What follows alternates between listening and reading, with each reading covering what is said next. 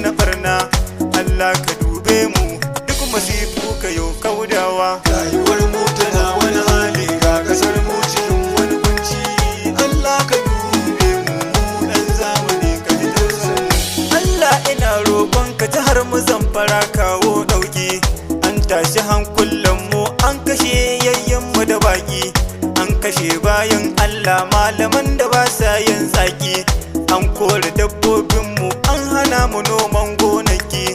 Allah ka dube mu ka yaye duk musifu na arewa. Rayuwar mu tana wani hali ga kasar mu cikin wani kunci. Allah ka dube mu dan zamani ka ji tausayi. A gaskiya na lura yanzu duniya ta zo ƙarshe. Tunda ba ma walawa hanyuka na nema an toshe. Gashi an samu takaici abinda mun ka samu an kwashe. Ni fito ban gane ba wanga lamarin menene shi. Allah ka dube mu duk masifu ka yo yayewa. Rayuwar mu tana wani hali ga kasar mu cikin wani kunci.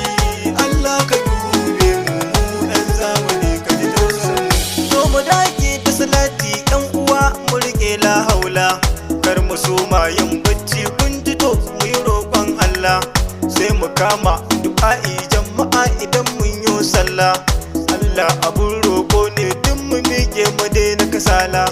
Kun ji sako na babba al'umma kada mu yi zaunawa. Rayuwar mu tana wani hali ga kasar mu cikin wani kunci. Allah ka dube mu dan zamani ka ji tausayi. Gaskiya ne zancen nan babu gargada yayi nunawa. Zahiri babu sukuni ga are yau na kokawa. Duniya ta kusa tashi duk alamu suna nunawa. Ku zo mu dage da salati ko rabbana zai kaudawa. Dan uwa karmi bashi addu'a karmi kaza. Rayuwar mu tana wani hali ga kasar mu cikin wani kunci.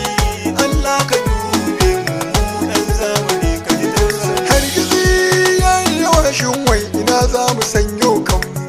Rayuwa ta yo tsada wanga sha'ani na damun mu. Arziki ya rushe matsalar tsaro na damun mu. Dukiya an kwashe babu tallafi an kyale mu. Allah ka dube mu ka ba mu lafiya kan lamuran mu.